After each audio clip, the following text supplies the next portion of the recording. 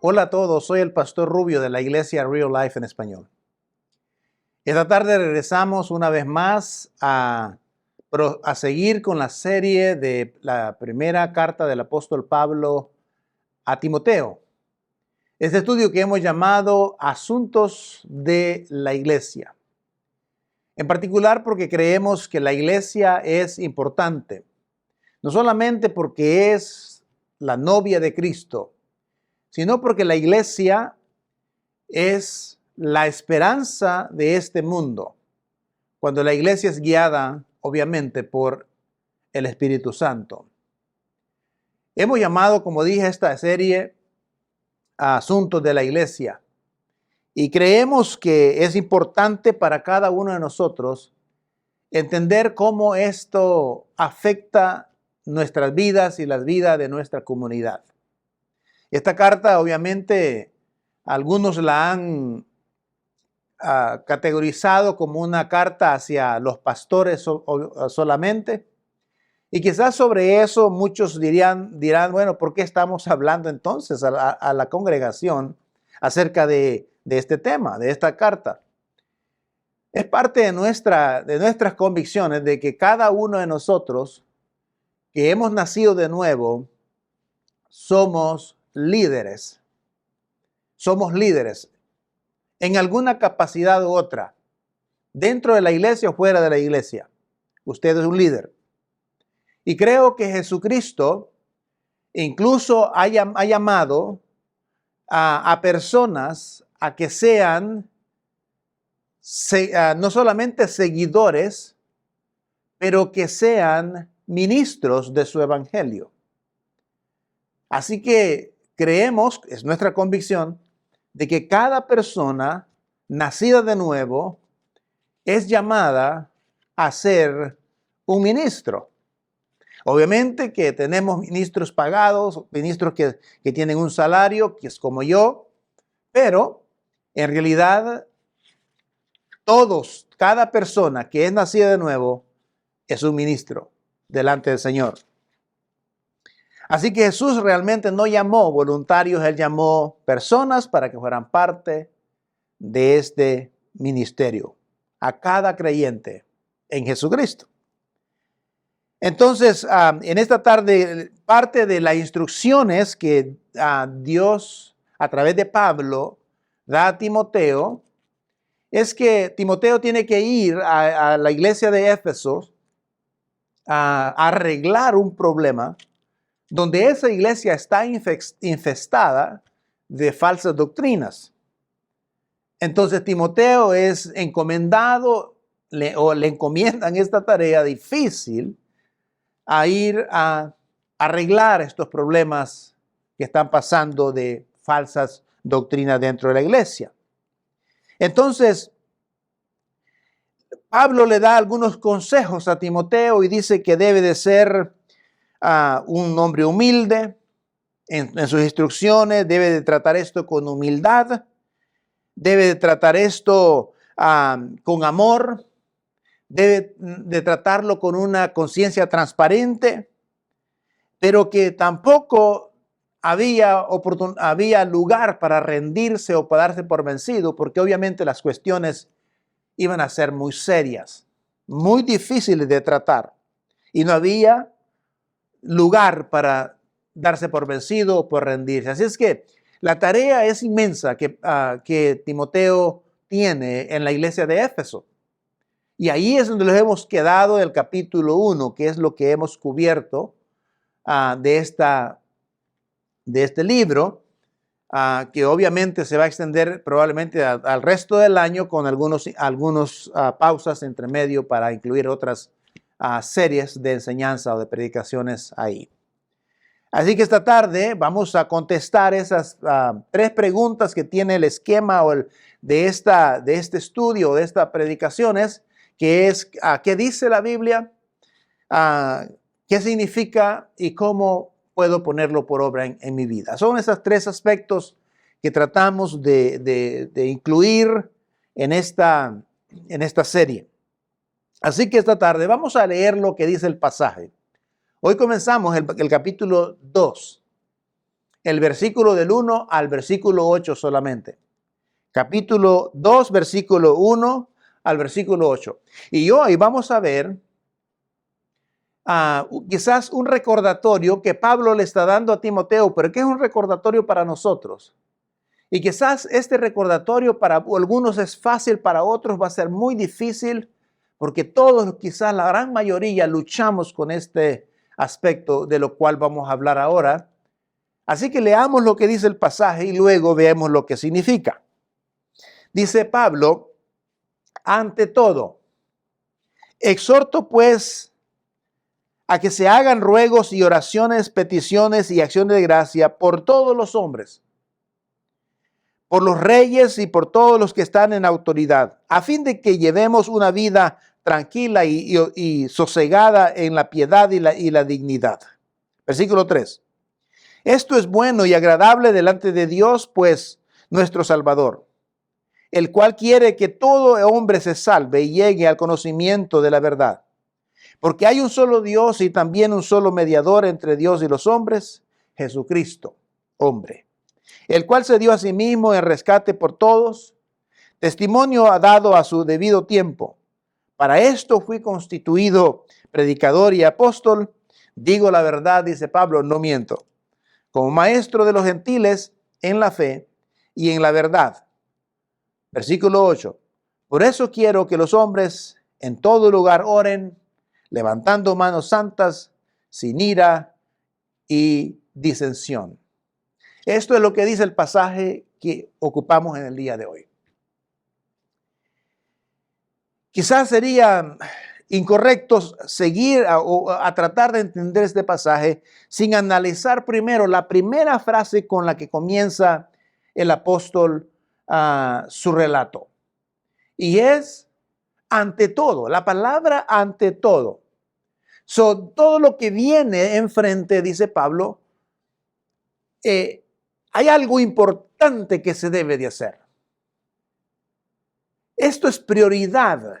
Esto es lo que debemos hacer primero, antes de todo, antes de planear, antes de seguir adelante, antes de esto, antes de hablar con los que están enseñando falsas doctrinas, antes de instruir a la iglesia. Dice Pablo, ante todo se debe de orar. Y de eso es lo que vamos a hablar esta tarde. Dice, ante todo debemos orar, o sea, poner primer lugar la oración. Todo debe de comenzar con una oración, debe comenzar con oración. Y obviamente deberíamos terminar también con una oración. Pero Pablo dice, ante todo, una de las cosas más importantes que podemos hacer, que algunos hacen regularmente, algunos lo hacen periódicamente y sinceramente algunos lo hacen o no lo hacen en lo absoluto. ¿Y sabe qué es? Es orar. Es orar.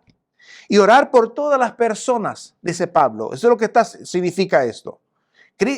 Todas las personas, muchas veces todo lo que hacemos nosotros, todo lo que hacemos es orar por nosotros mismos a veces. Alguien dijo que una forma de conocer cómo está el corazón de las personas es escuchando sus oraciones. Porque sus oraciones en realidad reflejan si está basado solamente en sí mismo, en su egocentrismo, o realmente está apasionado por el llevar el evangelio y ganar almas para Cristo.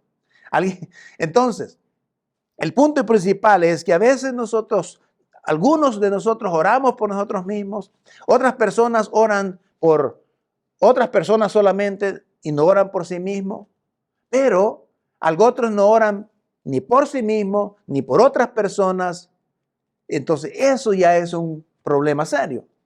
Pero el apóstol dice que debemos nosotros orar unos por otros y debemos orar. Ahora, él nos da algunas formas de cómo debemos orar y usa ciertas frases que queremos hablar un poquito sobre esas frases.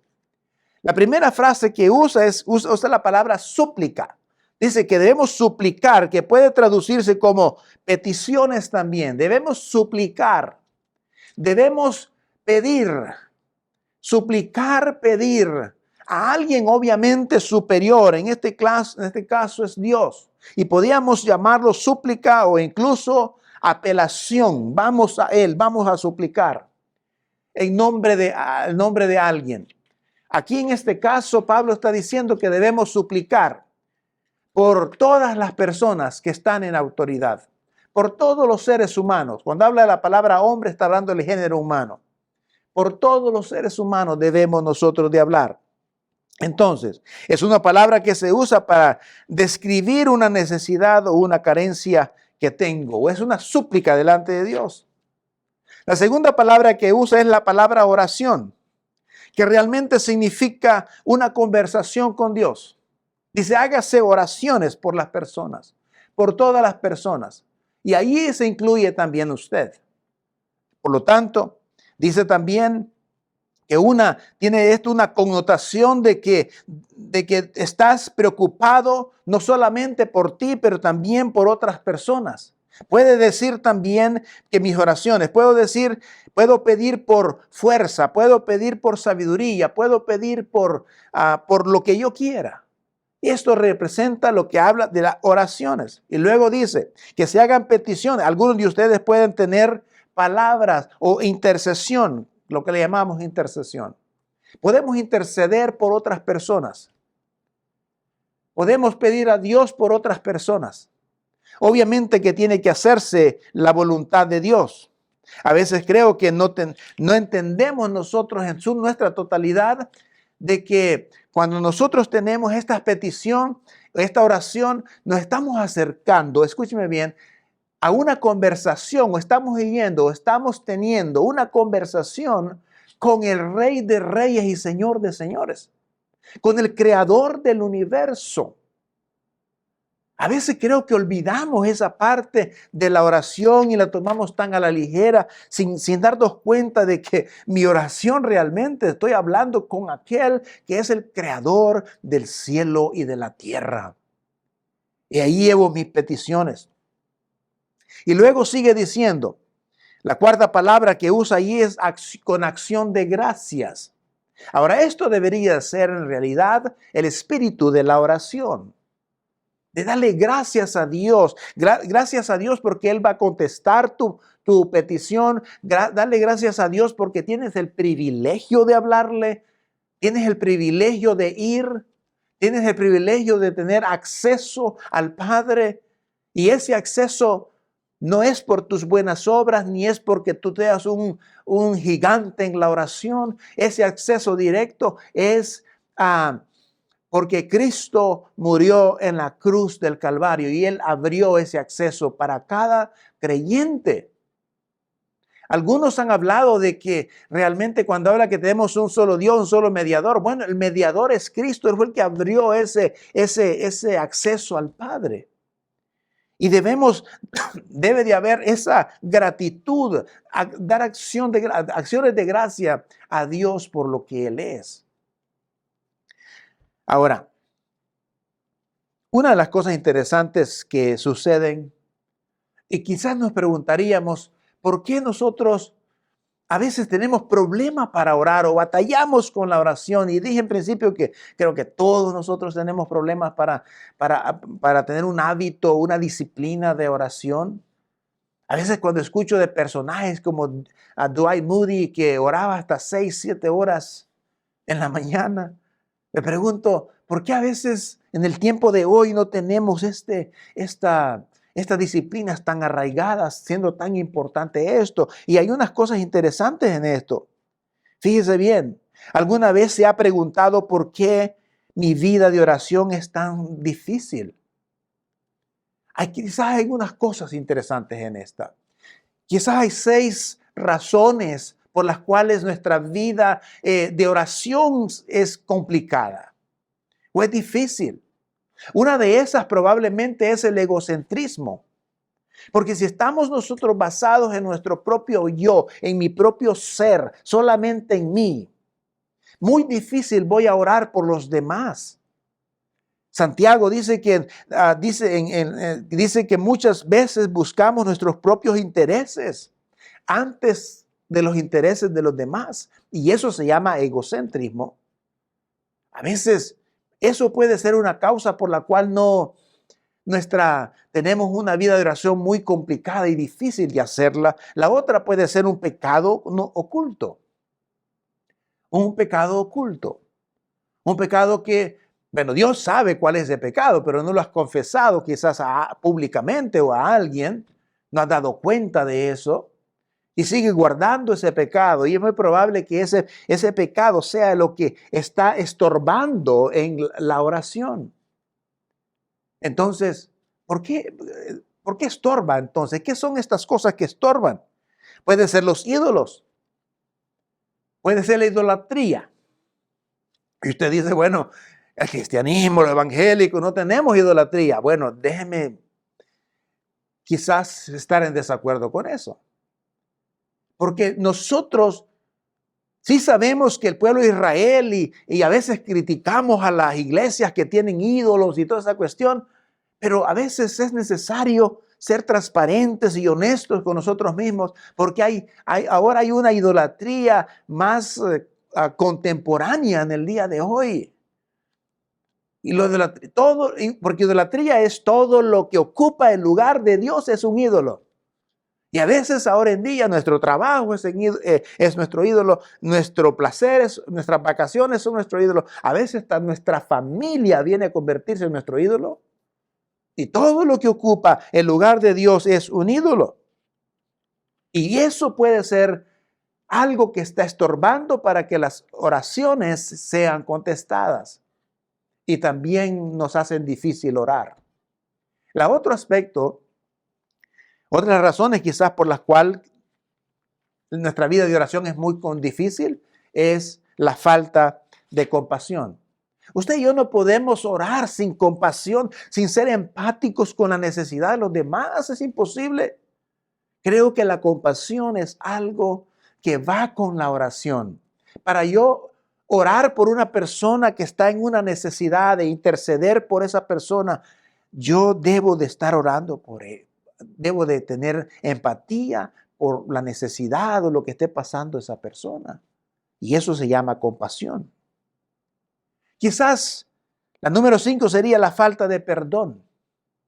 Quizás no te sientes perdonado cuando no podemos perdonar, lo cual es un pecado. De por sí, no se nos dijo primero que deberíamos reconciliarnos con nuestros hermanos, con nuestros vecinos, antes de hablar con el Padre, incluso cuando vas a dar tu diezmo y ofrendas, deberías de reconciliarte primero, dice la palabra.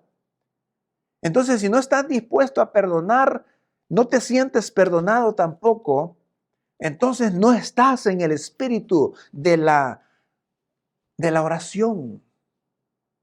No podemos hablar con Dios y por eso se nos dificulta tanto a veces orar. Luego, la número 6 podría ser la falta de fe. La falta de fe. La falta de fe que significa realmente que estamos pidiendo algo convencidos de que Dios no nos va a contestar. Falta de fe, falta de confianza en que lo que Dios ha prometido y la fidelidad de Dios es verdadera. Entonces, todas estas 6 aspectos pueden ser la causa por la cual no solamente las oraciones no tienen respuesta, pero a veces se nos hace difícil orar por todas estas cosas que hemos mencionado. Cuando volvemos al texto, Pablo dice que debemos orar por todas las personas y luego incluye al rey, aquellas personas que están en autoridad. Esto es interesante. ¿Qué corazón del apóstol Pablo? ¿Qué recomendación del apóstol Pablo aquí? Pablo estaba en Roma. Probablemente en el momento que escribe esta carta está en lo que algunos llaman un arresto domiciliario. Semi libre. Pero 2 años después, más tarde, Pablo va a ser martirizado hasta la muerte por este hombre por el cual él está orando, por el cual está pidiendo que se ore. Y el rey que estaba en ese tiempo era el rey Nerón. Y Pablo dice, está refiriéndose a él y todo el equipo de autoridad que está. Dice, oren por él. Y la oración es para, fíjese, no solamente por su vida, pero también para que se salve. ¿Dónde aprendería esto Pablo? ¿No sería del Señor Jesucristo? Entonces, esto es sumamente importante que Pablo incluso está orando por sus enemigos, está orando por aquel que va a ser su verdugo, está orando por él. Entonces, y dice que debemos orar por aquellos que están en autoridad para que vivan una vida en paz. El versículo 5 es un versículo interesante, donde dice que hay un solo mediador entre Dios y los hombres. Ahora, ese mediador que habla la Biblia es Jesucristo hombre. Ahora, mediador aquí, si lo tomamos en el contexto del que estamos hablando, es el que hizo ese acceso al Padre, ¿verdad? Abrió el acceso al Padre. Pero también es el único mediador para nosotros poder ser salvos, porque somos salvos a través de Cristo. Y eso es algo que es importante recordar. No hay otro mediador, no hay nadie más. Nadie más ha muerto en la cruz del Calvario por ti. Nadie más resucitó de la tumba. La Biblia enseña solamente Jesucristo fue. Entonces, dice el versículo 5 que solamente hay ese mediador entre Dios y los hombres, a Jesucristo el justo. Versículos 6 y 7 dice que Jesús se dio a sí mismo el rescate por nosotros para que pudiéramos tener este acceso al Padre. Así que déjeme preguntarte, ya que hemos hablado de lo que dice y lo que significa, ¿cómo usted podría, a ver, el reto es este, podríamos poner en práctica este pasaje que hemos leído? ¿Cómo lo podemos poner en práctica? Y yo le sugiero y le reto y le estoy desafiando a que hagamos algunos tipos de oración. Primero, de hacer oraciones que se conviertan en nuestra prioridad. Comenzar a poner, como dice Pablo, ante todo, ante cualquier cosa, antes del Facebook, antes de la comida incluso, ante todo, debemos orar. Nosotros debemos priorizar la oración. Pablo decía, orad sin cesar. Ahora, déjeme ponerle un ejemplo. Nosotros por lo general tenemos cosas que para nosotros son importantes que hacemos cada día. Algunos al levantarse se toman una ducha, otros se cepillan sus dientes, otros comen un desayuno, otros se peinan, otros se visten, otros probablemente beben algo, café o lo que sea. ¿Y por qué lo hacemos? Se ha preguntado. Y somos metódicos con eso y lo hacemos todos los días, todos los días, todos los días. Porque nosotros creemos que eso es importante. Creemos que vestirnos es importante con una ropa limpia. Creemos que comer algo es importante para nuestro estómago, para nuestra energía. Creemos que tomar algo, un café, es importante para nosotros. Entonces tomamos esto como algo que es importante para nuestra vida y por eso lo hacemos. Ahora, pensemos por un momento. Entonces, ¿por qué no orar? Si sabemos que la oración constante, la oración periódica constante, es la que va a fortalecer nuestra vida, es la que nos va a dar guía en nuestra vida, es la que va a fortalecer nuestra alma y nuestro espíritu para seguir en el camino para ese día que vamos a comenzar. Por eso es que el desafío es a orar unos por otros, por nosotros mismos. Tenemos que orar. Entonces, como hemos dicho, hay razones por las cuales luchamos con nuestra oración. Las 6 cosas que mencionamos en principio. Entonces mi desafío en esta tarde es hacer una oración como esta. Primero, decirle al Señor en nuestra oración: Señor, escudriña mi corazón. Escudriñalo. Muéstrame qué es lo que hay en mi corazón, si hay dolor, si hay odio, si hay falta de perdón, si hay rencor, si hay dudas, si hay todo esto. Señor, escudriña mi corazón. Y esto puedes pasar un tiempo orando al Señor, diciéndole: Señor, escudriña mi ser. Examínalo. Pásale los rayos X a mi corazón. También podríamos orar, en segundo lugar, de que quebrante mi corazón, que lo haga sensible, que lo haga sensible. Sé que suena medio aterrador, pero hasta que veamos las cosas desde el punto de vista de Dios, no va a haber una devoción hacia al tiempo con Dios.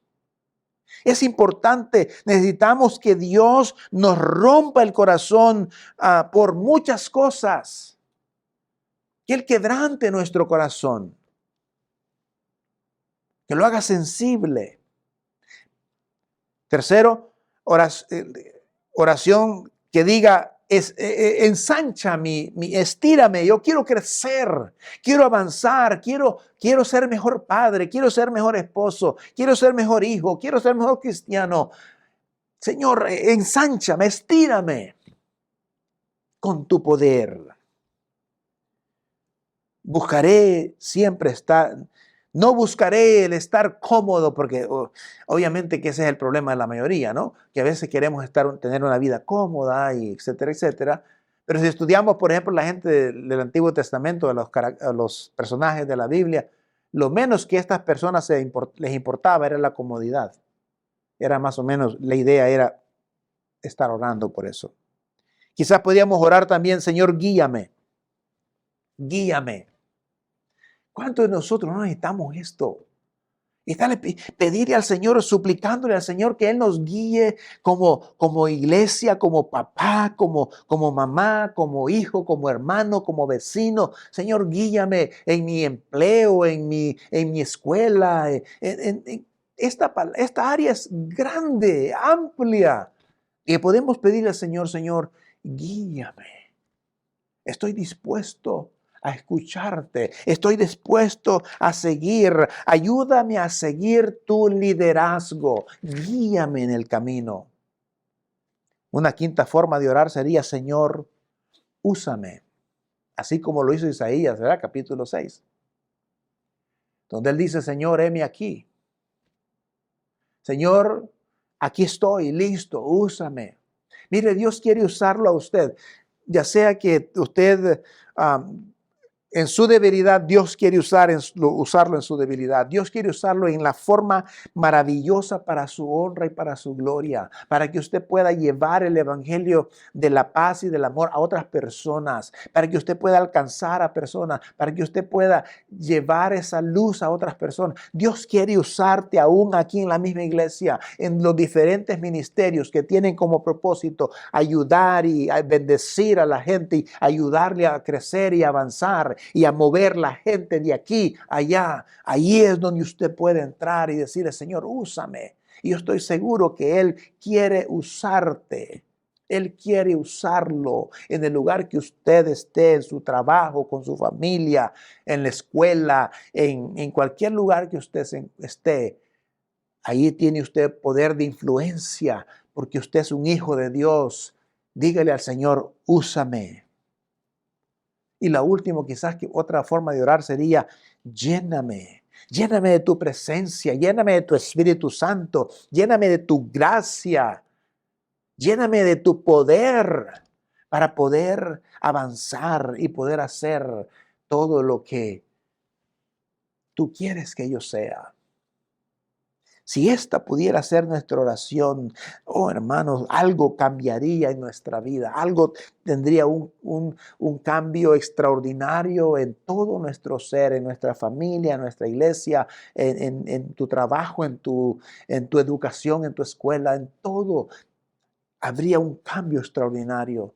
Primero, porque vivirías en la paz del Señor. Que el Señor te bendiga. Vamos a orar. Le seguimos la próxima semana en los siguientes versículos de esta serie. El capítulo 2, ya estamos en el capítulo 2 de 1 de Timoteo. Padre, en el nombre de Cristo, te ruego, Dios, que seas propicio a nuestra necesidad. Señor, bendecimos a mis hermanos que nos están escuchando. Oramos, Señor, que tú estés con cada uno de ellos. Y, Señor, que podamos poner como prioridad el orar. Ante todo, debemos orar, dice tu palabra. Ante cualquier cosa, primero debemos poner esto en tus manos. Y tú nos llamas a orar por las personas que están en posiciones de liderazgo, posiciones de autoridad. Tú nos llamas a orar. Cada uno de nosotros, Señor, somos ministros tuyos. Ayúdanos a verlo de esa manera, porque tú quieres usarlos en tu obra y en tu reino. Te alabamos y te bendecimos en el nombre de Jesús. Amén y amén. Dios te bendiga. Gracias por escucharnos. Nos vemos la próxima semana. Amén.